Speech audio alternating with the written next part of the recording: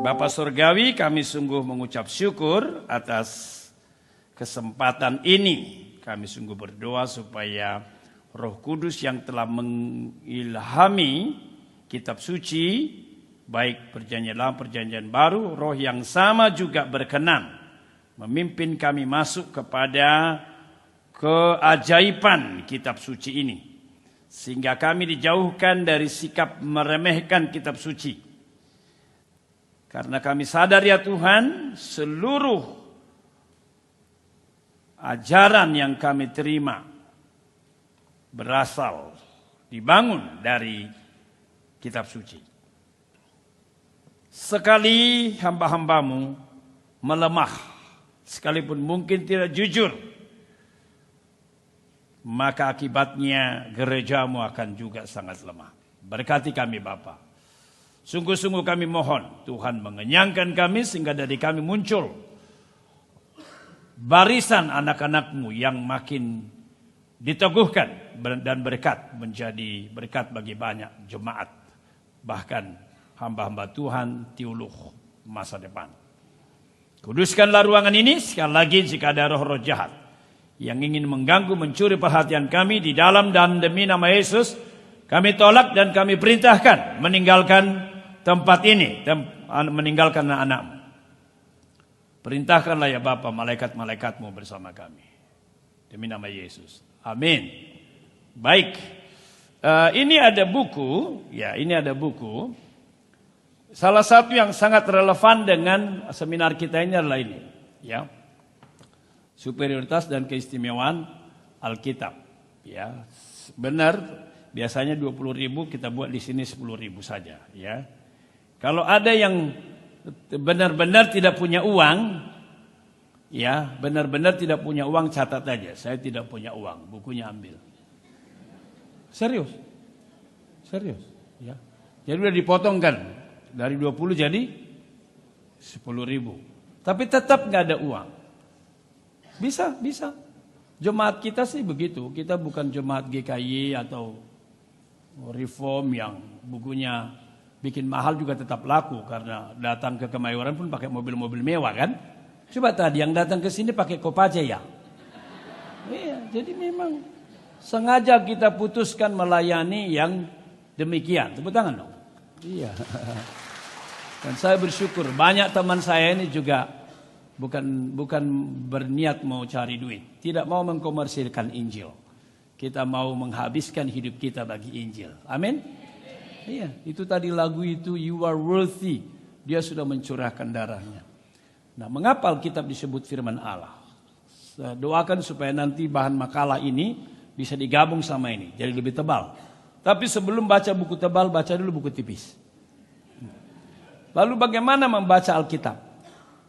Ada perumpamaan, ada Matius, ada Markus. Baca Matius, Markus, Lukas beda-beda tipis. Gimana caranya? Ada nubuatan. Ada nubuatan, ada perumpamaan, panjang perumpamannya. Bagaimana caranya? Ada teman saya Batak berkata, tak salah ya Margabus. Di Alkitab ada kok ditulis, berapa hutangmu? Itu loh, anak buah yang mau dipecat. Maka dia pikir, apa yang kulakukan? Kalau saya bekerja, nggak ada. Gak bisa aku kerja. Mengemis, aku malu. Gini aja lah. Bosku punya banyak yang berhutang kepadanya. Berapa hutangmu? 100 gandum. Tulis 80 aja. Berapa hutangmu? 80 gandum. Tulis di roba-robanya. Sehingga dia menjalin relasi dengan ini supaya nanti katanya kalau dia dipecat bisa berteman dengan itu. Jadi dia bilang, lihat kan? Jadi Alkitab begitu. Apalagi ada terjemahan bahasa Batak, marbisuk songolulok marroha songon darapati. Marbisuk songolulok marroha. Padahal dalam bahasa Indonesia itu bukan marroha, bukan akal-akalan. Cerdik seperti ular, tulus. Tuh. Nah, ada itu marroha-roha itu. Ya, jadi bertobatlah yang memahami itu dengan marroha. Amin. Coba semua yang Batak di sini angkat tangan dulu. Nah, jadi bertobat ya. Jadi kita pegang terjemahan Indonesia. Cerdik seperti ular, tulus seperti merpati. Gak ada itu orang sakit, bawa dokter gak sembuh. Bawa domine tidak sembuh. Pendeta, ya sudahlah. Alkitab berkata marroha. Bawa dukun. 3D. Dokter. Domine. Ya nggak bisa lagi ya. Dukun lah. Disukum mana malo. Saya berkata bukan namalo itu, bukan pinter itu. Naoto itu. Karena opung saya dukun besar. Tapi kaos kutangnya aja 3 bulan baru diganti.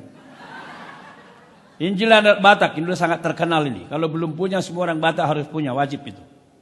Oh iya, banyak orang sekarang menolak adat Bataknya, tapi juga banyak orang mengagungkan adat Bataknya. Nggak balance, ya. Jadi anak saya si Billy nanti tidak diadatkan, dia bilang, ih, abang ini nulis buku adat Batak, anaknya tidak diadatkan. Saya bilang terserah, mau adat boleh, tidak mau adat juga boleh. Bukunya berkata begitu. Maksudnya adatnya nanti gitu loh. Jadi dicicil dulu nanti lunasin.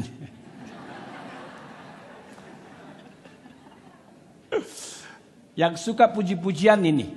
Ya jangan jadi MC, WL, pemain musik belum baca buku-buku musik. Salah satu yang paling gampang adalah buku ini. Oh iya, banyak di sini. Mengapa saya menderita? Ini salah satu buku penting itu. Sudah ada aliran berkata, kalau kamu sakit, kamu menderita, pasti ada dosamu.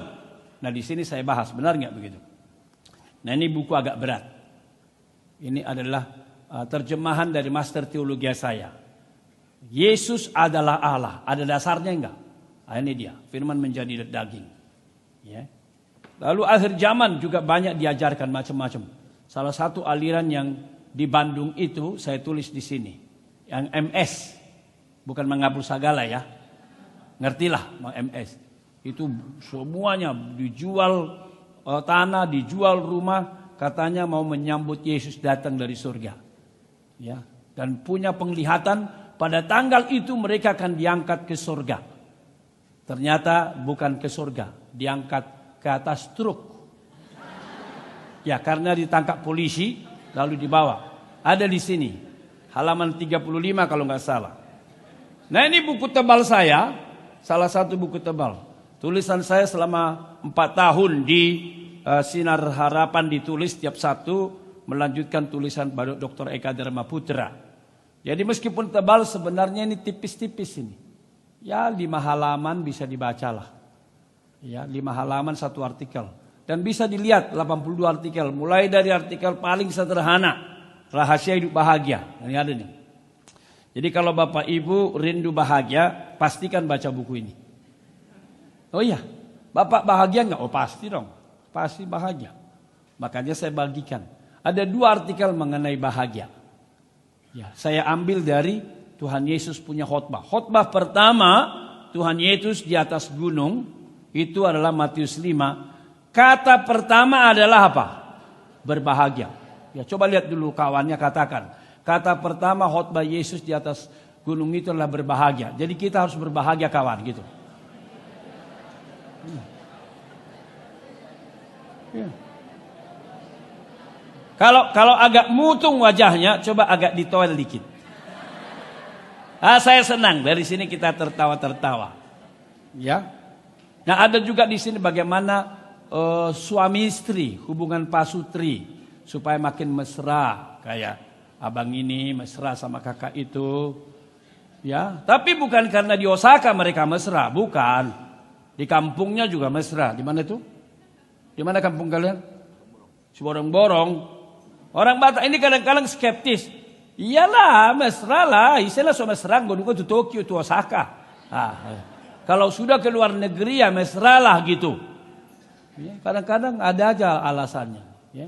Abang ini juga mesra sama ibu itu ya, abang ketua tadi. Kalau bapak gimana? Mesra kali pun. Mana istriku? Halo Inang, ini dah.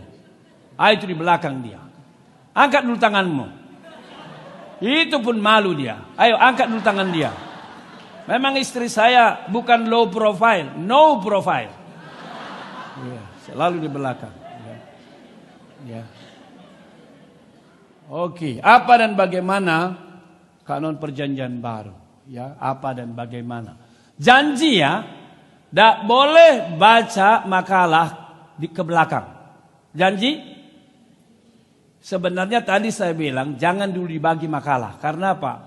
Kalau Bapak Ibu guru sekolah minggu atau pengkhotbah, simpan rahasia ceritamu di belakang. Jangan kasih tahu. Anak-anak, kita mau mendengarkan tentang bagaimana Daniel di gua singa mau diterkam sama singa, tapi nggak jadi. Begini ceritanya. Loh. Ngerti maksudnya? Lo udah intinya udah tahu, nggak menarik lagi. Ya. Itu sebabnya tadi saya bilang jangan dulu. Tapi saya lihat panitia bagus sekali dibikin oret-oret. Jadi sayang kalau dikasih sesi ketiga. Itu loh. Jadi janji jangan dulu lihat 4 halaman terakhir. Jangan. Atau begini saja. Janji di mana kita berada halaman itu yang dibuka. Janji? Siapa yang baca ke belakang berdosa? 1, 2 ya.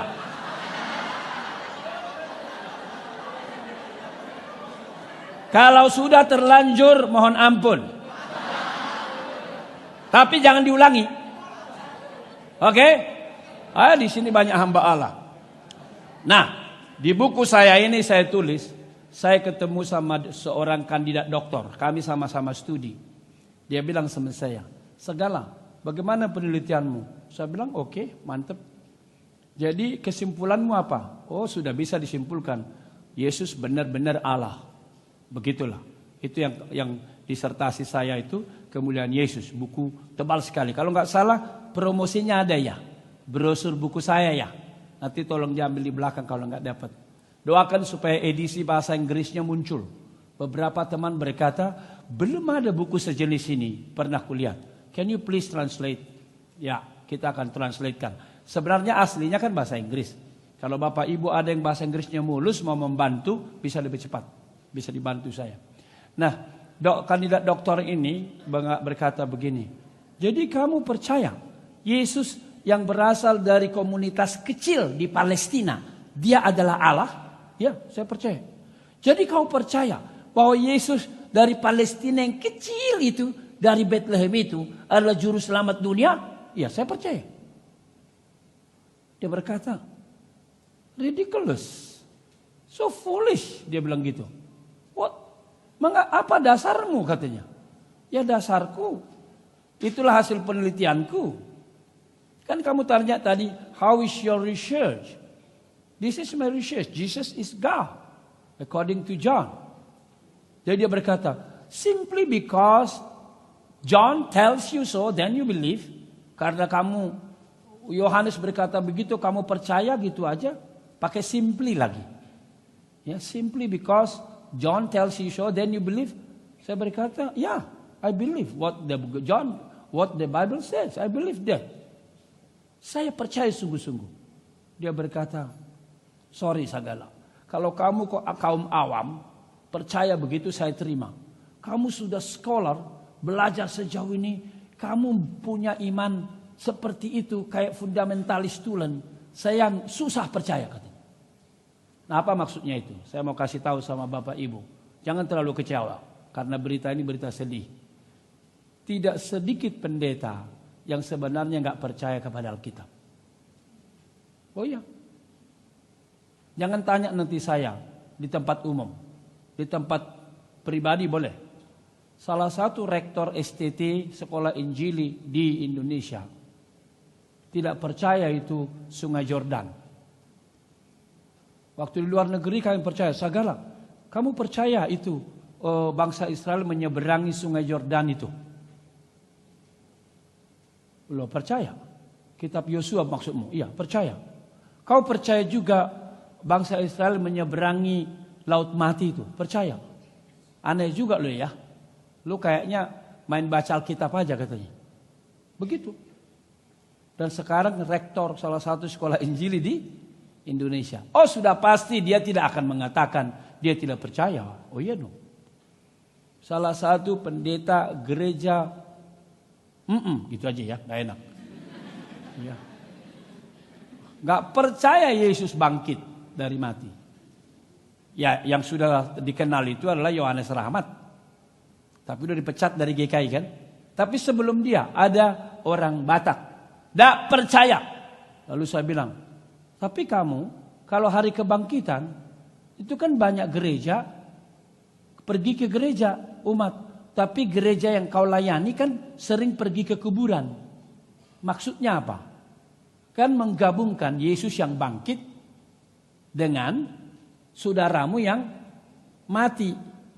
Makanya di kuburan itu dinyanyikan Nungata luhamatehan. Tapi dia nggak percaya. Lalu kau khotbah nggak di hari Minggu itu, Pisu Paskah? Ya khotbah, lihat tuh. Lalu apa yang kau khotbahkan? Ya aku khotbahkan aja seperti Alkitab. Tapi bangkitnya Yesus bagaimana? Loh itu terserah jemaat. Terserah dia ngertinya. Tapi kan kau nggak percaya Yesus bangkit dari maut. Ya di hadapan Allah bagaimana bangkitnya Yesus, Allah yang tahu. Maksudnya mungkin pengaruh Yesus tetap ada. Ini pendeta. Makanya saya bersyukur ada banyak di sekolah-sekolah teologi yang datang. Saya mohon, saya sudah makin tua ini. Masih muda sih. Saya mohon sungguh-sungguh. Termasuk anak-anakku dari Setia. Mana Setia? Angkat tangan dulu. Wah, puji Tuhan. Banyak Setia. Ya, saya mohon ya, berjuanglah untuk membangun iman gereja di Indonesia dengan dasar Alkitab yang kuat. Amin. Sekarang tidak boleh ada dokter atau ahli teologi dari manapun di Indonesia yang meragukan Alkitab. Saya sudah sikat dalam pertemuan-pertemuan formal. Di mana saya hadir, mereka berkata Yesus bukan Allah. Saya langsung pelototi dia. Puji Tuhan, Tuhan menciptakan saya dengan wajah yang agak seram, bukan? Tidak marah aja udah seram. Apalagi kalau pakai marah. Jadi saya mau berkata, ini direkam ini. Mungkin di-upload di YouTube nanti. Boleh.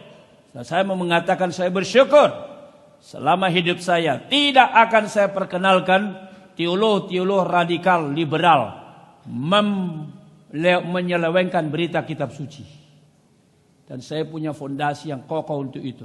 Karena saya belajar teologi biblika sampai setinggi-tingginya. Sampai tingkat doktor. Dan tadi saya bisa mencicipi studi di tempat-tempat terbaik dunia biblika. Di Cambridge dan di Roma. Dan saya akan berkata, Jesus is God? Yes. That is according to the Bible. If you read the Bible, you believe the Bible, Jesus must be God.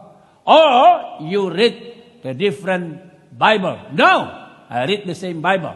Or you read the Bible wrongly. Either one. You read the wrong Bible or you read the Bible wrongly. Itu permainan bahasa Inggris. Apakah kamu membaca Alkitab yang salah atau kamu membaca Alkitab secara salah? Jesus must be God. Harus ada kebangkitan orang mati. Saya bersyukur Pak IR yang dari gereja tadi saya sebut sudah dipecat dari gerejanya, sudah dihentikan juga dari sekolah teologi dia mengajar. Sebelum dia makin ribut ceramah di mana-mana, saya ribut sama dia di sebuah seminar. Sebelum ribut di satu seminar, saya ribut sama dia terus dalam percakapan diskusi teologi. Saya berkata, Anda kandidat Dr. Yohanes. Saya pun kandidat Dr. Yohanes. Mengapa Anda punya pandangan seperti itu? Jangan bikin dimilis-milis pandanganmu. Mari kita bicara sesama kandidat doktor. Begitu. Ya, dan akhirnya dia keluar. Jadi ya, saya mohon ya, saya serius ini. Kepada semua adik-adik saya, mahasiswa teologi khususnya, dan jemaat pada umumnya. Berpegang teguh kepada kitab suci yang sudah dibayar mati-matian oleh Bapak Gereja. Amin. Oh iya. Salah satu nyanyi yang kita nyanyikan tadi, terima kasih kepada panitia. Alamu benteng yang teguh, perisai dan senjata. Betapapun sengsaramu, pertolongannya nyata. Si jahat dan berniat menyerang, tapi dia berkata dengan satu sabda selesai. Itu adalah lagu yang diciptakan dalam rangka memperingati hari reformasi. 31 Oktober. Itu diciptakan oleh Martin Luther.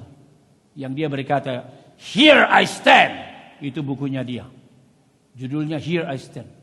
Ketika dikatakan, Luther sudahlah, mundur kamu. Kayak kau aja paling benar di bawah kolong langit ini. Ketika dia memakukan 92 tesis dia di Wittenberg. Dan dia mengatakan semua pandangan itu ngaco itu. Ketika Profesor Setzel yang diwakili oleh Katolik itu mengatakan, begitu kau taruh uangmu di peti persembahan itu, ting bunyi. Karena dia logam, uangnya logam, petinya logam. Maka begitu bunyinya, maka jiwamu melambung tinggi ke sorga. Dosamu melambung tinggi ke neraka. Terjadilah indulgence, penyucian dosa. Itulah Setzel. Bagaimana cara dia menjual pengajaran. Karena gereja Roma ketika itu kepepet harus bayar utang. Nah, ini dia memang. Jadi gereja jangan berusaha berutang. Ya. Karena harus bayar utang, gak ada uang, gimana caranya? Salah satu ialah cara itu, menjual indulgence, surat penghapus dosa. Dan Alkitab diselewengkan. Luther berkata, tidak boleh itu. Tetapi kemudian dia berkata, saya harus mempertahankan. Dia mengatakan, Paus sudah melawan kau. Pemimpin Roma sudah membuka Papas Bull. Itu semacam satu surat edaran, bahwa barang siapa menemukan Luther, tangkap, berikan kepada kita. Kita gaji, kita akan bunuh mati dia itu. Sama seperti dulu Salman Rushdie yang disebut barang siapa ini bisa dibunuh karena melawan ajaran Islam, kan begitu. Begitulah. Tapi Luther berkata, saya tidak takut. Sekalipun di Roma ada ribuan setan, lebih banyak dari genteng itu, saya berdiri. Here I stand. Kecuali engkau meyakinkan saya dengan kitab suci yang tidak bersalah, saya tidak mau mundur. Itulah kanon. Makanya Luther berkata, sola scriptura.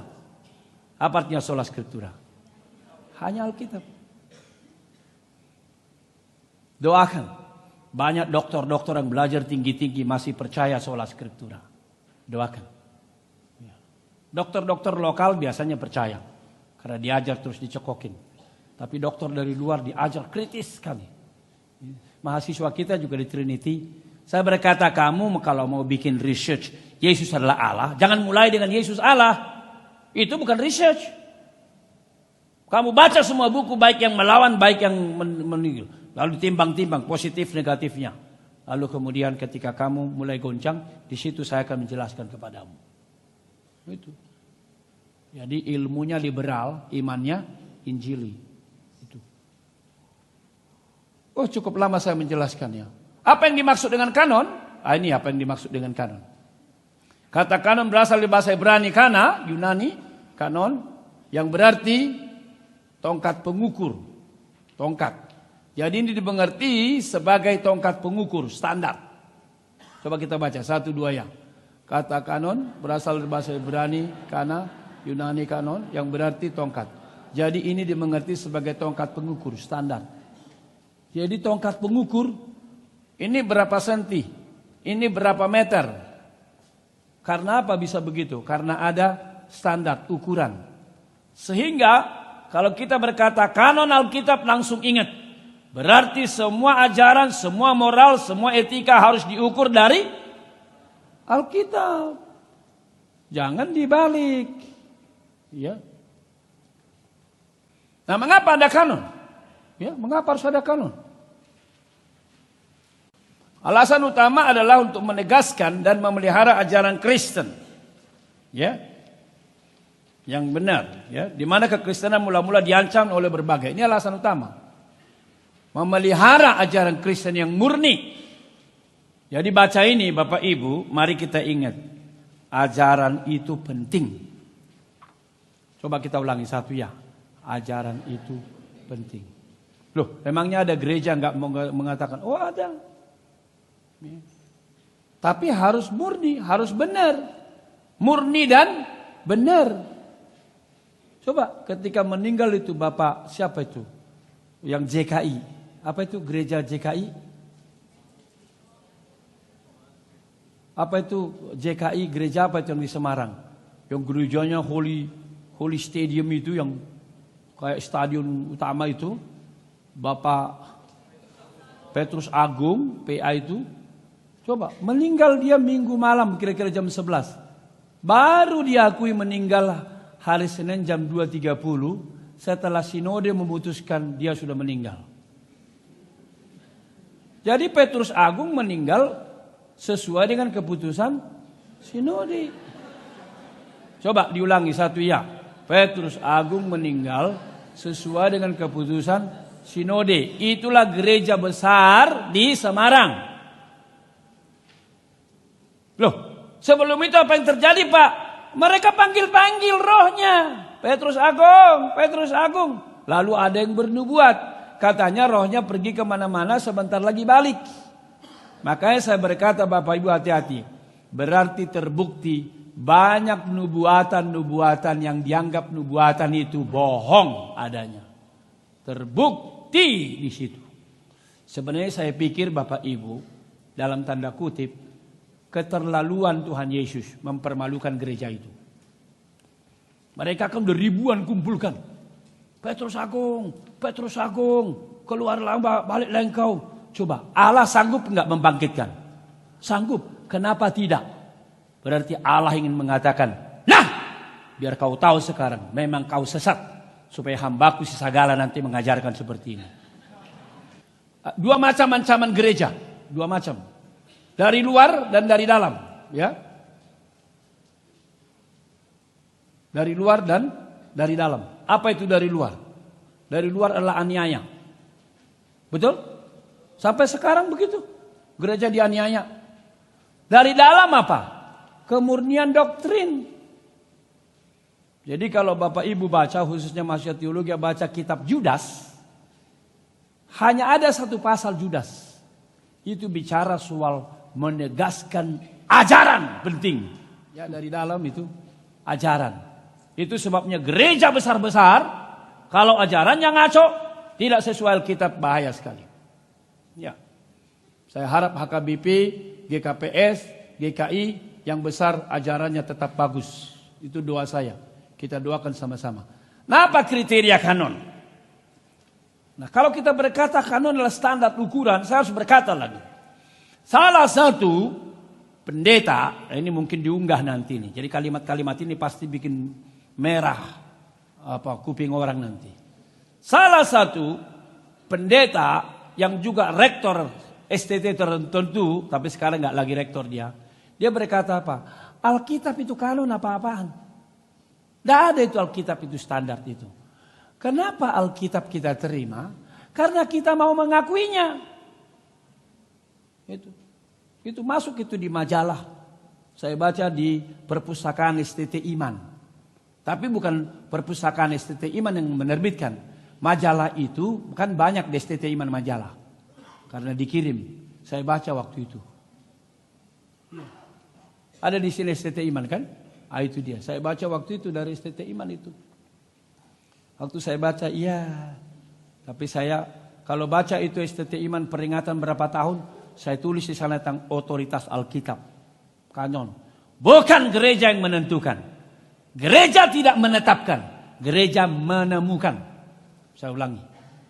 Otoritas Alkitab. Alkitab berotoritas. Bukan gereja membuat otoritasnya. Tapi gereja menemukan. Alkitab memang berotoritas. Makanya lihat ini. Kriterianya apa? Apostolic authority. Antiquity. Orthodoxy. Catholicity, traditional use, inspiration. Oh, kalau dibahas ini bisa 1 hari penuh. Tapi kita singkat-singkat aja kan, IQ-nya di sini semua di atas 137. Jadi bisalah cepat-cepat. Ya. Apa maksudnya apostolic authority? Dia harus rasul dan terbukti rasul. Itulah yang kita baca di dalam ini dia. Coba kita baca kisah 1, 21, 22, 1 ya. Jadi harus ditambahkan kepada kami seorang dari mereka yang senantiasa datang berkumpul dengan kami selama Tuhan Yesus bersama-sama dengan kami. Yaitu mulai dari baptisan Yohanes sampai hari Yesus terangkat ke sorga meninggalkan kami untuk menjadi saksi dengan kami tentang kebangkitannya. Jadi yang namanya rasul, saksi mata, tidak boleh tiba-tiba masuk. Seperti istilahnya Ibu Mega, nggak boleh memotong di tikungan. Gitu. Maka ditetapkan di sini harus dia saksi mata sejak awal. Kapan itu? Mulai dari baptisan Yohanes sampai kemudian Yesus terangkat ke surga. Nggak boleh sembarangan. Jadi yang namanya itu harus punya wibawa rasuli. Artinya apa? Alkitab itu ditulis oleh rasul atau punya pengaruh langsung dari rasul. Jadi kalau ada 4 Injil Pak, 4 Injil itu kan cuma ditulis 2 rasul. Yaitu siapa? Matius dan Yohanes. Ya. 2 lagi apa? Markus dan Lukas. Bukan rasul. Bagaimana itu Pak? Ya itu dia. Mereka bukan rasul, tapi di balik Markus ada rasul Petrus. Di balik Lukas ada rasul Paulus. Itu. Nah, ortodoksi. Inilah ortodoksi. Maksudnya ajarannya harus kembali kepada ajaran Tuhan Yesus. Mari kita baca. 1, 2-nya. Tetapi sekalipun kami atau seorang malaikat dari surga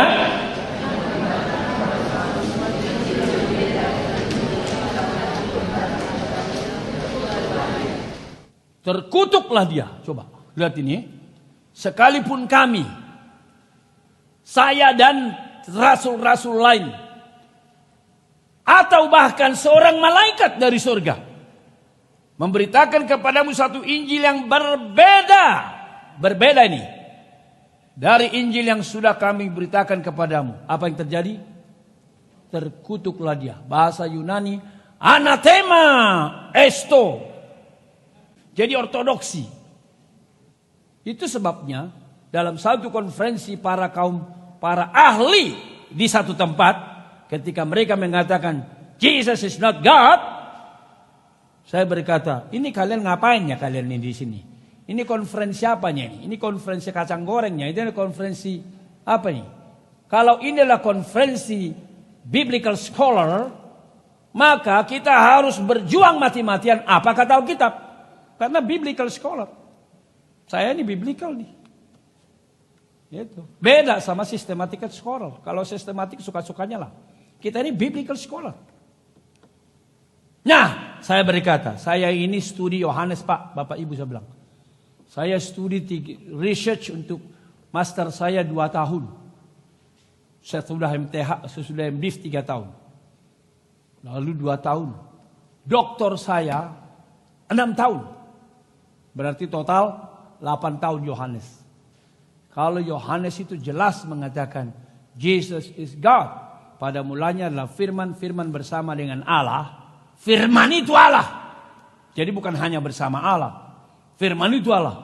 Lalu dalam perdebatan itu muncullah kalimat-kalimat artikel Yunani yang berkata akhirnya melemahkan. Saya berkata kalau kita ribut soal Yunani boleh. Tapi seminar ini gak akan selesai. Saya berkata saya hafal luar mati itu. Pasal 1 itu. Itu di saya. En arke en hologos kai hologos on prostonteon kai theos en hologos hutos en arke prostonteon pantadia autu genote kai horis autu genote sampai terusnya nanti firman menjadi daging diam di tengah-tengah kita kai hologos sars egeneto eskeneson en hemin kai etia sametaten doksan autu doksan hos monegonus para patros pleres kalitos kai aletheas. Tuh. Itu adalah Yunani. Saya hafal luar mati. Saya hafal artikel-artikel yang sensitif. Karena itu tidak usah bermain debat di sini.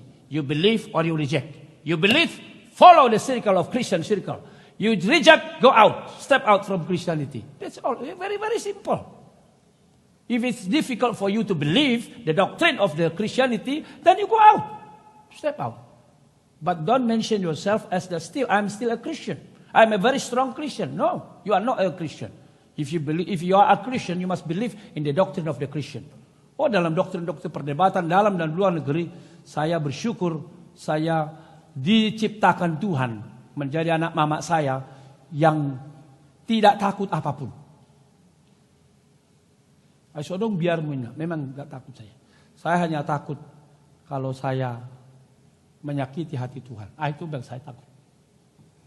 Saya langsung sedih tuh. Kenapa saya menyakiti hati Tuhan? Padahal dia sangat baik. Ya, jadi ortodoksi. Luar biasa, gak bisa sembarangan. Ya. Lalu apalagi kriteria kanon? Ya, saya singgung beberapa saja, gak semua ya. Catholicity, artinya apa? Koheren. Tidak boleh hanya gereja ini menetapkan itu benar. Tanya gereja-gereja lain. Harus semua melihat, menemukan bahwa itu adalah ajaran yang suci dari Alkitab. Sampaikan salam kami kepada saudara-saudara Laodikia, juga kepada Nimfa dan jemaat dari rumahnya. Bila mana surat ini telah dibacakan di antara kamu, usahakanlah supaya dibacakan juga di jemaat Laodikia, dan supaya surat untuk Laodikia dibacakan juga kepadamu. Artinya apa? Surat-surat Rasul Paulus itu harus dibacakan di berbagai jemaat, sehingga jemaat menemukan mana ajaran yang benar, mana ajaran tidak benar. Berhubung nanti kita lihat di selain Injil yang sudah diterima 4 itu, memang ada banyak Injil lain yang beredar. Harus diakui, saya tidak menolak itu. Jadi yang mana yang benar, yang mana yang memiliki kriteria ini, itu harus diuji di berbagai gereja. Tapi sekali lagi, gereja menemukan ini harta karun, ibarat emas dicari-cari. Kalau kita menemukan emas, kita hanya menemukan emas. Kita tidak menciptakan emas. Ngerti maksud saya? Ngerti ya? Jadi saya menolak itu dokter yang berkata Alkitab tidak punya otoritas dalam dirinya. Alkitab kita terima karena kita sebagai komunitas menerimanya. Saya menolak Anda. Saya berbeda dengan Anda. Dan saya kira Alkitab tidak punya pandangan seperti itu akan dirinya. Alkitab memang sengaja berkatakan, kamu percaya kepada saya adalah satu-satunya wahyu dari sorga. Itu Alkitab begitu. Ya. Dan tadi kalau Bapak Ibu ingat tadi Galatia, sekalipun kami atau malaikat dari surga, jangan lupa, kitab pertama orang Kristen ditulis Perjanjian Baru adalah Galatia. Sekitar tahun 49 atau 50. Jadi langsung puji Tuhan, langsung dikatakan hanya satu kitab suci. Itu yang sudah kau terima. Yang lain hati-hati kamu. Oke. Sekarang kita masuk kepada bagaimana kitab-kitab disusun. Mari kita baca. Perempuan saja satu ya. Tidak disusun secara jadi berdasarkan tahun. Jadi jangan dikira itu berdasarkan tahun penulisan. Karena apa? Matius kitab pertama Perjanjian Baru.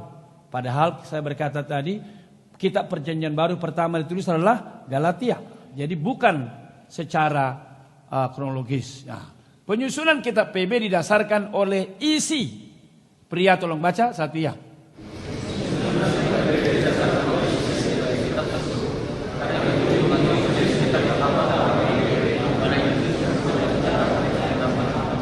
Ya toh? Kalau baca kitab Matius itu enak sekali. Misalnya Matius 1 saja. Ya. Ketika janji Yesus akan lahir itu kepada Yusuf itu, Yusuf jangan takut kamu. Itu bukan penganut LGBT itu Maria itu. Bisa free sex, free love, suka-sukanya, bukan. Dia hamil itu bukan karena sudah ditabung duluan. Itu dari Roh Kudus itu Yusuf. Dan anaknya nanti yang lahir itu sebutlah namanya Yesus. Maka genaplah. Itu dia. Maka genaplah yang tertulis. Dari mana? Nah, nyambung kan? Lanjut next. Mari kita baca satu ya. Kitab Wahyu menjadi kitab terakhir, di mana kitab ini secara sempurna menunjukkan kebenaran. Itu dia. Kalau perhatikan nanti kitab Wahyu, ya, amin. Datanglah segera, Maranatha. Datanglah Tuhan Yesus. Itu bagus, ditutupnya begitu. Jadi kalau Bapak Ibu ditanya bagaimanakah akhir dunia? Bagus, jangan takut.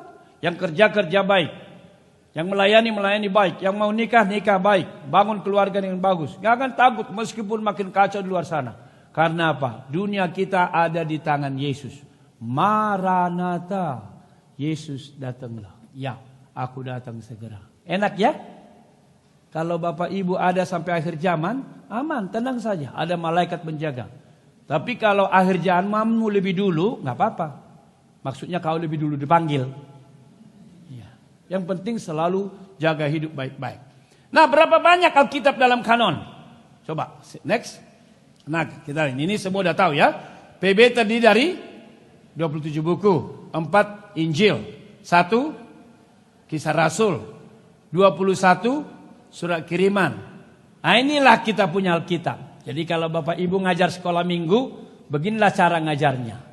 27 kitab bisa dibagi kepada 4 Injil, bicara soal hidup Yesus, kabar baik. 1 Kisah Rasul, bicara soal kehidupan gereja, Roh Kudus bekerja. 21 surat kiriman, 1 kitab Wahyu. Ya, oke. PB terdiri dari 27 buku, 4 Injil. 21 surat dibagi 3 kelompok. Nah, ini makanan orang STT ini. Kalau nggak tahu ini terlalu loakon itu. Ya. Jadi mahasiswa kita di STT Trinity, kalau ini nggak lulus, nggak kita luluskan. Nggak boleh lulus. Harus lulus ini, karena ini paling dasar. Ibarat SD harus bisa hitungan 1 sampai 10. Kalau nggak bisa nggak, nah ini dia. Jadi kalau kalian STT, iman, setia dan kataros dan lain sebagainya nggak tahu ini, itu berarti kamu bodoh atau dosenmu bodoh. Ya, itu saja. Oh begitu. Kalau dosennya bodoh mau ngajar apa? Ya. Inilah dia ya. Jadi 21 dibagi 3 kelompok. 6 travel epistles, Galatia, Tesalonika, Korintus. 4 surat dari penjara. Jadi surat dari penjara Efesus, Filipi, Kolose, Filemon. Waktu saya ngajar di sekolahnya Pak Pendeta Simanjuntak, siapa itu?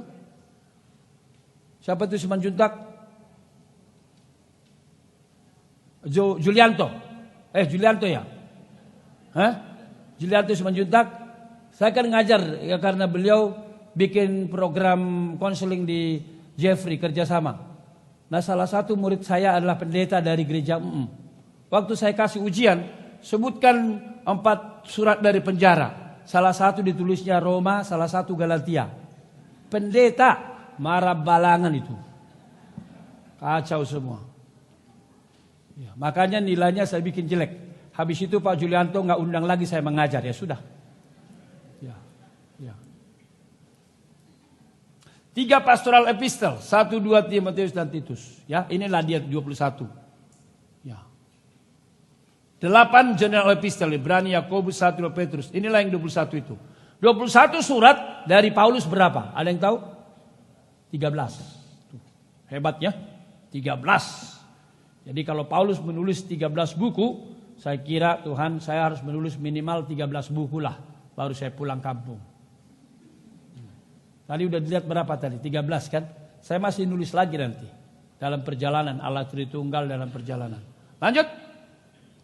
Apa saja Deuterokanonika? Ini dia. Ini kitabnya Katolik yang lebih panjang. Ya beberapa saya tulis. 1 Tobit, Judith, terus Addition to Esther, ya, Wisdom, Salomo, Ben Sira, Baruch, Letter of Jeremiah, Septuagint, terus ya. Kitab tambahan Daniel, doa Azaria, nyanyian 3 anak kudus. Jadi menurut ini Daniel ini waktu Daniel masuk di gua api, dibakar, dia nyanyi-nyanyi mereka. Nyanyi-nyanyi dia. Nah, kita nggak punya di kitab kanon kita. Tapi di sini Daniel dia nyanyi memuji Tuhan di perapian, ya. Susana, Bell and Dragon, ya. Dan banyak lagi, ya. 1 Esdras, 2 Esdras dan seterusnya nanti itu banyak gitu ya, tambahan-tambahan. Boleh dibaca itu, 1 Makabe, terus 2 Makabe dan seterusnya. Ya, kitabnya Katolik yang lebih tebal selain daripada yang kita punya. Lanjut. Nah, apakah bahasa asli PB? Ya, apa bahasa aslinya? Ini Yunani Koine. Bahasa ini di zaman Yesus merupakan bahasa internasional. Jadi kita bersyukur ya bahwa Alkitab kita ditulis dalam bahasa internasional di kala itu. Dan menurut saya salah satu kitab yang paling detail, bahkan lebih detail dari Ibrani, adalah Yunani. Ketika orang Jepang bilang, "Bang, bahasa Jepang juga sangat rumit." Lalu kita uji-ujian. Saya berkata lebih rumit Yunani. Karena apa? Di dalam Yunani menyebut the ada berapa? Ingat nggak Setia? Artikel the ada berapa Yunani? Berapa? Setia nggak tahu? Iman? Ada berapa the dalam bahasa Yunani? Ngomong keras. The dalam bahasa Yunani ada berapa? Ayo STT yang lain, kataros ada berapa? Nah kalian mesti berdoa supaya dosen Yunani kalian bagus-bagus. Nggak ada yang tahu? Serius? Berapa? 11? Salah. 16? Salah. Salah. Ngomong de dalam bahasa Yunani ada 24. Maskulin ada 8. Feminin ada 8. Neuter ada 8. 3 kali 8 berapa? 24. Jadi teliti sekali. Kalau bahasa Inggris the cuma satu. The book sama. The man, the girl sama. Yunani tidak bisa. Maskulin lain. Feminin lain. Neuter lain. Maskulin pun lain. Kalau dia nominatif lain, akusatif lain, genitif lain, datif lain. Apa saja itu Pak? Ho, ton, tu, to, hoi, tus, ton, tois. He, ten, tes, te, hai, tas, ton, tais. To, tu, to, ta, ton, tois. 24 sudah. Itulah the dalam bahasa Yunani. Ada yang tahu seperti saya tahu? Coba 1, 2 ya. Ho, ton, tu, to, hoi, tun, ton, tois. He, ten, tes, te, hai, tas, ton, tais. To, tu, to, ta, ton, tois. 24. 24. Detail sekali. Puji Tuhan. Bersyukur. Nah sekalipun sebenarnya bahasa ibu Tuhan Yesus adalah bahasa Aramik. Yang di bahasa Aramik. Makanya kalau ingat film Mel Gibson. Kalau dengar Yesus di kayu salib itu bukan Eli, Eli, lama Sabahtani, bukan. Nanti lihat lagi. Mel Gibson mengambil ke bahasa Aramik. Saya kira memang teliti sekali Mel Gibson itu. Makanya aku bilang kalau dia datang ke Sumatera saya kasih dia Marga Sagala. Iya, saya senang sama dia. Teliti dia bikin filmnya. Cara penyambukannya luar biasa. Dan sudah dengar kesaksiannya James Caviezel itu. GC yang menokohkan Yesus. Ada di Facebook saya, udah di-share sama ratusan orang saya lihat. Luar biasa. Dan dia mengatakan begitu detail itu. Jadi kalau lihat di sana bukan Eli, Eli, lama Sabahtani. Tapi Elahi, lama Azaf Tani. Itu bahasa Aram. Mirip-mirip. Ya. Tapi tetap Yesus bisa berbahasa Yunani. Ini percakapan para ahli ini. Bisa enggak Yesus berbahasa Yunani? Saya yakin bisa. Sama seperti kalian pergi ke Tomok, tuk-tuk. Meskipun bahasa Batak di sana. Ajak orang tua opung berbahasa Inggris bisa. Karena apa? Bahasa internasional Inggris dan banyak turis ke sana. Jadi mama opung-opung yang menjual kacang, "Hello sir, come here. It's very cheap lah, cheap, come. Very cheap. How much is this?" Dia berkata misalnya 20,000. Very cheap. Mereka bisa. Jadi kira-kira begitulah gambarannya. Apakah Alkitab kita masih asli? Beberapa pandangan skeptis. Awam. Ya. Awam mengatakan apa? Enggak lagi lah. Enggak mungkin itu. Bart Ehrman salah seorang ahli. Mari kita baca 1-2 ya. Salinan kita sudah jauh dari yang ini. Sekali seorang penyalin mengubah sebuah naskah, tidak soal sengaja atau tidak, mengubah itu menjadi permanen. Dengan adanya masalah-masalah tersebut, bagaimana kita berharap untuk mengetahui naskah aslinya? Ini kalau Bapak Ibu rajin ke YouTube, ini salah satu orang Kristen yang melawan terus kekristenan. Makanya orang Islam kalau mau melawan kekristenan gampang. Ikutin aja Bart Ehrman. Dia orang Kristen soalnya. Dia orang Kristen, pernah di sekolah sangat Injili. Tapi rupanya ketika dari sekolah Injili dia seperti dicekokin, masuk dia sekolah radikal, dibuka teorinya, langsung dia tinggalkan. Saya dibohongin rupanya selama ini. Begitu dia. Itulah Bart Ehrman. Dia beliau berkata begini. Sekali penyalin itu melakukan perubahan tetap dan akhirnya rusak. Lex. Nah ini Bruce Metzger, guru besar dari Bart Ehrman. Jadi kalau Bart Ehrman ini suka banget menceritakan, I'm a disciple, a people of Bruce Metzger. Wah, itu orang doakan supaya suatu ketika saya ketemu Bart Ehrman, saya kasih dia ngopi nanti. Dan saya akan bilang, bodoh kali kamu. Ini adalah bukunya Bruce Metzger. Ini ahli teks sedunia. Udah meninggal. Ini yang diaku-aku oleh orang ini gurunya. Nah tapi Bruce Metzger berkata begini. Mari kita baca. Saat ini kita memiliki sekitar 5.664 naskah atau manuskrip. Dan lebih dari 5.000 naskah-naskah tersebut telah dikatalogkan. Lihat loh. Jadi sekitar 5.000-an begini-begini. Manuskrip-manuskrip. 5.000 yang ditemukan dari penggalian-penggalian. Dan sudah dikatalogkan 5.000-an. Bersyukur. Jadi kalau orang berkata kekristenan itu bodoh, saya berkata jauh dari bodoh. Semua negara yang dibangun dalam atas fondasi kekristenan pasti maju. Ini sudah diteliti. Sebaliknya, semua negara yang betul-betul menerapkan azas agama pasti bodoh. Saya kan nggak bilang kan? Tapi ini adalah kalimat seorang ahli ketika dia memimpin ceramah di Singapura. Dan dia adalah dari agama itu. Dan dia berkata, kalau kami konsisten dengan ajaran kami, maka kesetaraan wanita nggak pernah terjadi. Wanita akan terus terbelakang. Lalu soal, beberapa disinggungnya. Oke, lanjut.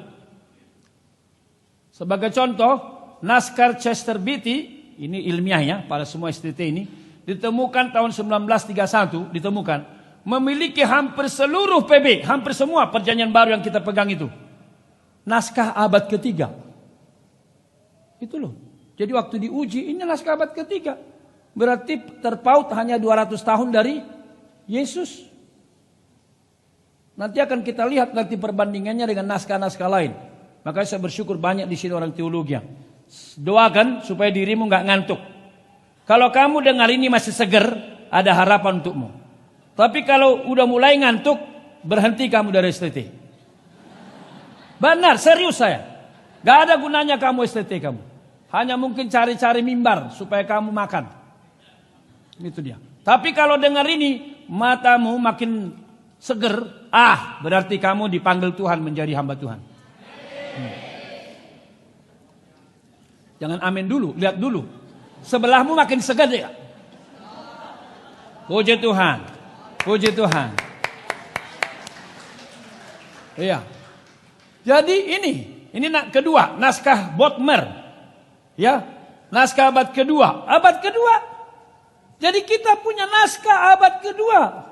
Kalau di kampung kami, opung mau lihat sama Tuhan nih. Waktunya habis ya. Oke, kita selesaikan ya. Naskah abad kedua berisi sekitar 2/3 Injil Yohanes. Makanya kalau orang berkata Injil Yohanes ini isinya lateung itu katanya, tunggu dulu. Ini ada naskah Bodmer nih, diselidiki. Waktu saya di Cambridge waktu yang lalu, ada satu percikan potongan dari naskah Yohanes abad kedua ini ditemukan, disimpan di Cambridge. Jadi penelitian. Jadi ini naskah abad kedua berisi sekitar 2/3 Injil Yohanes. Tahun tertua adalah beberapa ayat Yohanes yang diduga kira-kira tahun 130 tahun. Ini luar biasa awalnya. Bandingkan dengan karya sekuler. Ya, kalau Bapak Ibu belajar teologi ya, pastilah tahu nama-nama ini. Kalau Bapak Ibu bukan belajar teologi ya, tahu nama ini, agak banggalah sedikit. Berarti sesudah ini mesti berbangga. Ya. Ini adalah nama-nama yang seringkali dikutip. Bahkan seringkali karena informasi Tacitus berkata begini, Alkitab berkata begini, orang ambil Tacitus. Atau karena Yosefus berkata begini, Alkitab berkata gini, dia ambil Yosefus. Tapi saya selalu berkata, mungkin itu makanya orang berkata fundamentalis itu lain kamu. Dikasih pun kamu Tacitus, dikasih pun kamu Yosefus, kamu tetap pegang Alkitabmu. Padahal Yosefus itu adalah orang yang boleh dikatakan paling dekat menyatakan semua event-event yang terjadi di Alkitab. Alkitab bisa salah loh. Penulis Alkitab bisa salah. Yosefus itu sudah terbukti seorang yang sangat bagus. Begitu kata mereka. Nah bagaimana kalau kita bandingkan dengan Alkitab kita dengan karya-karya ini? Ya, mari kita lihat. Ya. Bagaimana dengan kitab lain bersifat religius? Contoh Gathas of Zoroaster, kitab suci Buddha. Saya berkata jauh. Misalnya kitab suci Buddha.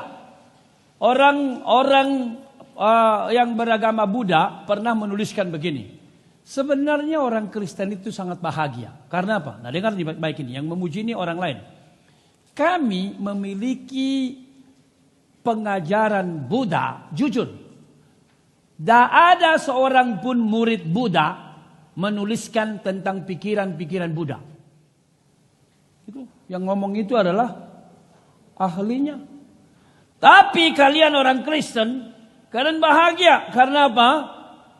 Yang kalian punya tentang Kristus langsung ditulis oleh muridnya. Bersyukur kita. Apalagi tadi saya sebut, kita punya naskah abad 2. Kita punya naskah abad 3. Hebat. Jadi jangan pernah ditertawakan agama lain. Jangan mau ditertawakan. Kalau boleh mentertawakan, kita yang harus mentertawakan mereka. Benar. Benar. Kalau orang berkata ahli-ahli kitab itu berasal dari orang Kristen. Bruce Metzger ahli kitab itu. Kan dikatakan itu katanya Zakir Naik datang kemana? Ke Jogja Japania. Gak jadi ya. Katanya ada undangan, datanglah. Pendeta-pendeta silakan datang. Zakir Naik ahli debat sedunia. Saya berkata ini sorry aja. Zakir Naik memang tukang bicara agama tertentu yang banyak menyerang kitab suci. Dan saya dengar, saya perhatikan kadang-kadang sampai jam 1, jam 2 pagi. Saya mendengarkan pikiran-pikiran Zakir Naik. Dan saya kagum karena dia tahu banyak ayat Alkitab. Mungkin Zakir Naik jauh lebih mengetahui Alkitabnya daripada banyak orang Kristen. Tapi saya berkata, Zakir Naik itu banyak pikirannya kosong, bolong. Doakan supaya satu ketika saya bisa ketemu Zakir Naik. Kami ngopi-ngopi. Ya doakan. Jadi saya akan kasih tahu sama dia, Pak Zakir Naik, kalau kamu mau menyelidiki kebenaran, hatimu mesti benar. Karena apa? Kan menyelidiki kebenaran. Berarti sebagian dari kebenaran yang mau kamu cari harus ada dalam dirimu. Selidikilah kebenaran dengan sikap, motivasi, hati yang benar. Kalau kau dari awal sudah tidak benar, yang kau mau cari sudah kau tinggalkan. Ya. Dai sejuta umat siapa itu? Kan ada Aagimnya. Oh, saya itu ya mendengar dari sejuta umat itu ya. Kadang-kadang kalau saya di bandara jam 4, jam 5, kan ada itu siraman pagi. Saya dengar tuh. Salah satu yang saya berkesan itu dengan dai sejuta umat, dia bilang apa? Sekalipun dia dari pantat ayam keluarnya, nikmatilah kalau itu adalah telur. Dia berkata, kebenaran itu kalau kamu mau cari, jangan kamu pilih-pilih mesti dari mulut raja. Mungkin dari mulut raja itu muntahan. Masa kau makan? Jangan kau bilang ayam, taiknya. Belum tentu, mungkin telurnya. Nah jadi Aagimnya. Dia berkata, miliki hati terbuka untuk menerima kebenaran, mencari kebenaran, sekalipun dari manapun sumbernya, termasuk dari pantat ayam. Gitu. Saya suka itu kalimat itu. Betul kan? Telur kalian suka enggak? Coba, Pak Tampu Bolon dari mana keluarnya? Dari itu kan, pantat ayam. Coba. Jadi hebat ya. Jadi saya suka dengar khotbah-khotbah siraman pagi itu. Yang bagus saya pikir, bagus juga ini orang. Kalau kurang bagus Tuhan ampuni dia, memang itu lebih notona. Iya gitu. Bapak baca enggak kitab suci orang lain? Saya baca. Saya pelajari, ya. Oke. Nah sekarang beberapa saya kutip. Tacitus, orang yang belajar teologi tolong baca. 1, 2, ya.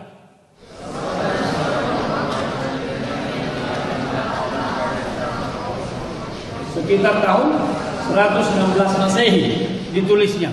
6 kitab pertamanya disalin sekitar, ini dia. Berapa tahun itu jaraknya itu? Gak ada di makalah ini ya. Ya.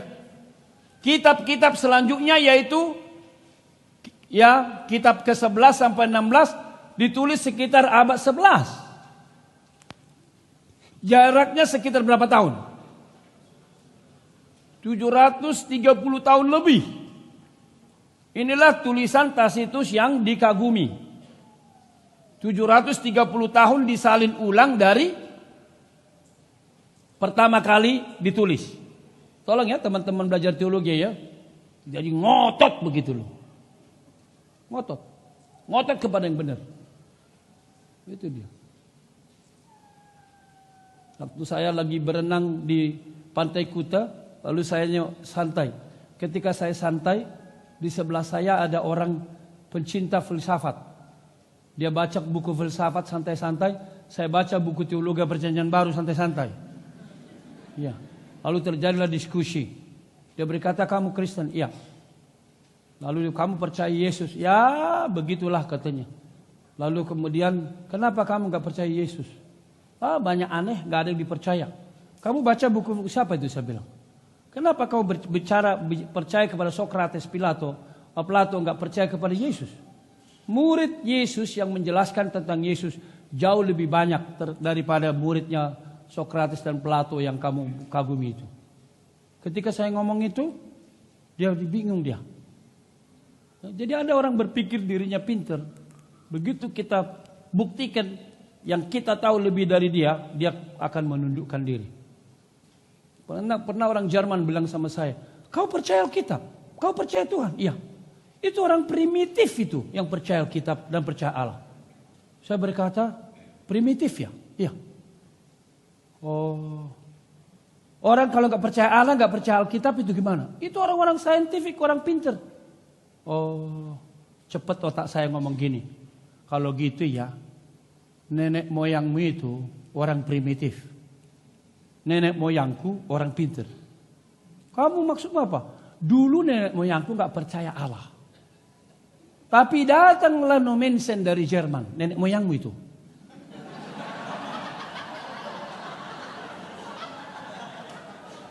Oh iya. Jadi sial itu kurasa aku bilang. Jadi kami keturunan orang pintar, kamu keturunan orang bodoh, saya bilang. Langsung sih udah bah.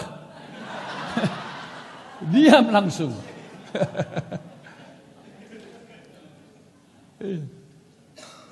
Lalu mau ngomong apa lagi? Pak Sinaga, ya? Jadi selesai diskusinya, cuma itu aja. Jadi keturunan orang pintar itu kami. Keturunan orang bodoh kamu. Kamu tahu kan kekristenan baru datang ke Tanah Batak itu abad berapa? Datang dari Jerman. Jadi kamu keturunan orang bodoh, saya keturunan orang pintar. Oke, good, saya bilang gitu. Kalau mau kita buktikan kepintaran kita ngomong terus. Kita lanjutkan. 730 tahun, hebat ya. Saya kasih tahu contoh lain lagi. Ya. Ini makin ke sana makin lapar kita, tapi ilmunya makin menggigit loh. Josephus, saya udah berkata tadi, ini kitab sucinya para ahli ini. Josephus kitab sucinya para ahli. Ya tolong doakan Pak Vertam ini supaya di STT Trinity kita punya buku-buku Josephus sama buku-buku Tacitus. TDNT dan TDOT kita udah punya. disumbangkan oleh Daniel Ginting itu. Ya, ini buku-buku tua. Ya. Coba orang teologi tolong baca lagi 1, 2 ya. Seorang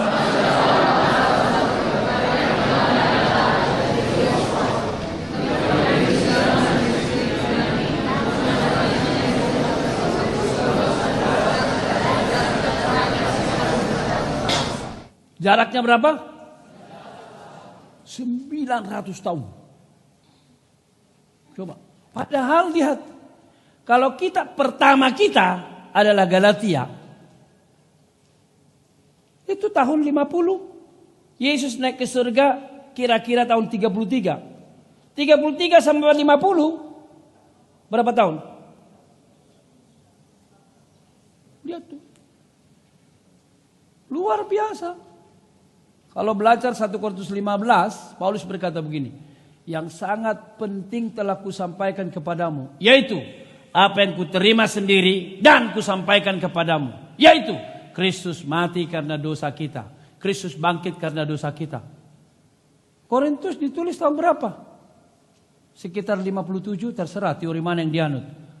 Tapi dalam dokumen yang terdokumentasikan, itu diduga kepercayaan itu pasit on, kan dia bilang apa yang kuterima kuteruskan kepadamu, yaitu Kristus mati. Berarti sebelum Korintus ditulis itu sudah disampaikan. Itu semacam kredo, pengakuan iman. Nah, pengakuan itu kapan muncul? Yesus mati karena dosa kita, Yesus bangkit karena dosa kita. Ini kalau jadi diunggah ini saya kasih tahu penting ini. Yang terdokumentasi kira-kira tahun 35. Jadi ada ahli yang mengatakan sebelum Korintus 57 atau berapa teorinya tertera, Kristus mati karena dosa, Kristus bangkit karena dosa. Sekiranya Korintus pun diterima begitu saja tahun 57, Yesus mati 33 dan bangkit. Berarti jaraknya hanya 24 tahun. 24 tahun itu kecil. Bikin sekarang film Bung Karno, hati-hati. Karena apa? Masih ada orang yang tahu persis Bung Karno seperti apa cara ngomongnya dan seterusnya. Begitu. Padahal udah berapa tahun Bung Karno mati. Ya itulah hebat nih, 900 tahun. Luar biasa, puji Tuhan. Saya harap makin dengar ini kalian makin kagum sama Alkitab. Nah, Homer. Oke. Boleh dibaca oleh semua satunya. Karya Homer yang terkenal ialah Iliad. Ada sekitar 650 manuskrip yang merupakan kitab suci orang-orang Yunani kuno. Manuskrip yang ditulis sekitar tahun 800 sebelum Masehi, disalin sekitar abad kedua dan ketiga. Jaraknya berapa? Coba 1000 tahun. Jadi saya berkata, do you believe in Iliad? Yes, I do. And you don't believe in Jesus, in the Bible. Itu bukan ilmiah itu. Kalau mau perang ilmiah, inilah ilmiahnya. Ya. Nah, Profesor Metzger, ini yang tadi buku ini, itu opungnya Bart Ehrman yang selalu lawan semua. Nanti masuk di YouTube Bart Ehrman, lihat nanti dia lawan siapa saja dia lawan. Makanya saya ada pikir Tuhan selamatkan orang ini, kalau tidak nanti dia binasa. Karena apa? Sekiranya kita ngomong A, dia akan bilang minus A. Kita ngomong B, dia bilang minus B. Sekiranya cepat kita bilang minus A, dia akan bilang A. Pokoknya dia ambil seberangnya. Mungkin kalau dia ngomong Injili seperti Craig Evans, seperti Ben Witherington, seperti Metzger, dia nggak diundang. Itu soalnya. Jadi honor nggak dapat kan? Ini masalahnya. Kadang-kadang orang begitu bikin sensasi supaya bukumu laku. Kalau kau tulis yang sudah ada di buku-buku, nggak laku. Ceramah juga begitu. Tapi masa demi perutmu kau jual Yesus? Jangan dong. Itu si Judas lagi nanti. Ya, mari kita baca 1, 2 ya. Sebenarnya tidak ada perbandingan. Bukti manuskrip PB luar biasa bila dibandingkan dengan tulisan-tulisan kuno lain yang dipuja-puja. Karya-karya yang oleh para sarjana modern sama sekali tidak diperlakukan sebagai sesuatu yang ini yang ngomong ini siapa? Profesor Metzger. Kenapa kita memilih ini? Pak, kalau khotbahnya otoritas Alkitab, Alkitab aja terus dibahas. Oke, setuju. Tapi masalahnya kadang-kadang iman kita goncang karena ada orang-orang pinter. Maka saya berkata begini, oke, orang pinter sana negatif, ada juga saya punya orang pinter yang positif, itu masalahnya. Kalau nggak pakai orang pinter sudah langsung ke Alkitab. Ya ngerti ya pendekatan saya ya. Profesor Benjamin Warfield, saya tidak tahu berapa doktornya kawan ini. Saya tidak tahu berapa doktornya. Kalau saya doktornya cuma satu. Itu pun sudah selesai lah, cukup lah, capek kali gue bilang. Ngajar, menulis lah. Tapi ada teman saya di Cambridge mengerjakan doktor keduanya. Umurnya waktu itu masih 41 tahun. Istrinya udah datang ke kampus kita ngajar waktu itu. Hannah Christian. Jadi banyak orang di Inggris sana soalnya umur 21, 22 sudah ada yang doktor. Jadi dokter 1, dokter 2, dokter 3, dokter 4. Kalau nggak salah dokternya kau ini ada 4 kali. Ya, apa kata dia? 1, 2 ya. Jika kita membandingkan keadaan kini dari teks PB dengan keadaan kini dari teks tulisan kuno lainnya, kita harus mengumumkan sebagai sesuatu yang benar secara sungguh-sungguh mengagumkan. Ketelitian dalam bagaimana PB disalin juga demikian. Kitab PB tidak tertandingi di antara tulisan-tulisan kuno dalam kemurnian teksnya. Kalau saya cerita ini ada banyak. Misalnya kalau baca dalam terjemahan Roma pasal 5, terjemahan kita yang dibenarkan dengan Kristus, kita beroleh damai sejahtera. Itu dalam terjemahan lain. Roma 5. Dalam terjemahan versi Inggris itu macam-macam versinya. Ada yang berkata, let us have peace with God. Saya sering kali kasih contoh ini mengenai ketelitian Alkitab.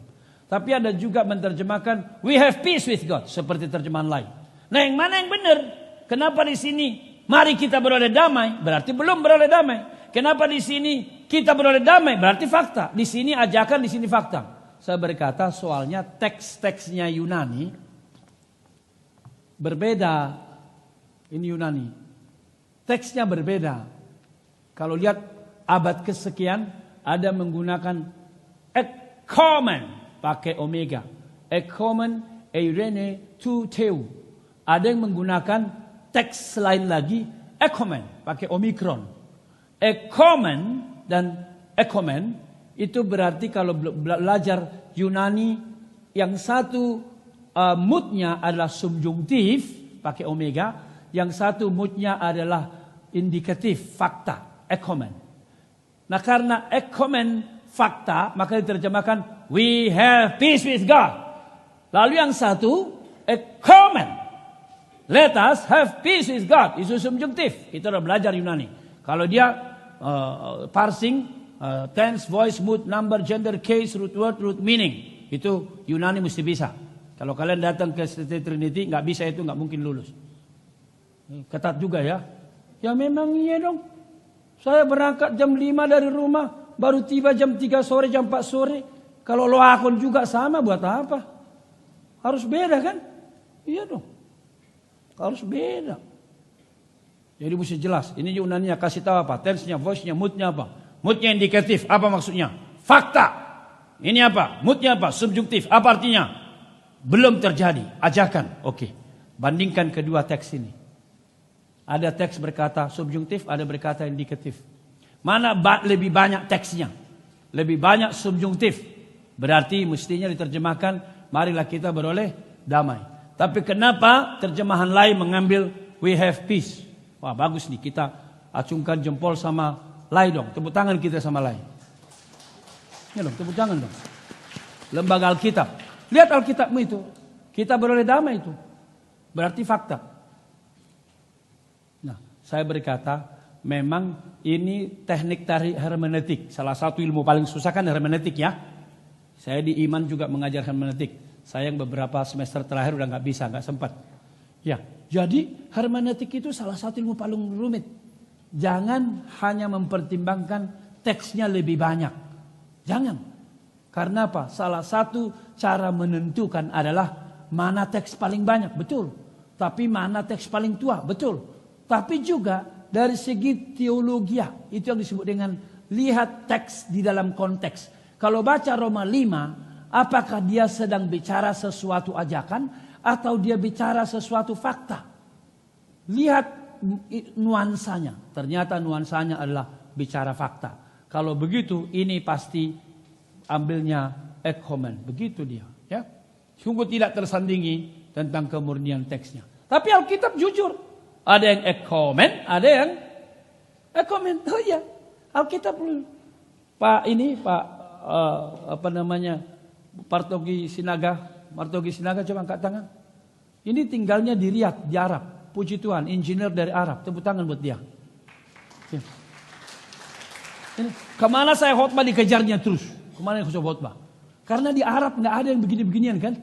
Di sana Assalamualaikum warahmatullahi wabarakatuh kan begitu toh. Nah di sini dia datang. Kadang-kadang ini pertanyaannya macam-macam. Dari Arab sana pertanyaan macam-macam. Keinginannya belajar. Bang, menurut satu ceramah yang ku dengar, teks ini nggak ada dalam bahasa asli. Begitu loh pertanyaannya loh. Gimana itu katanya? Saya berkata, memang sih New International Version itu pendekatannya beda dengan Alkitab lain. Ya, menurut ini begini. Jadi sekali lagi ada teks-teks dan dia jujur. Jadi kita simpulkan kalimat ini untuk kita makan siang. Betul ya? Mari kita baca sekali lagi. 1, 2 ya.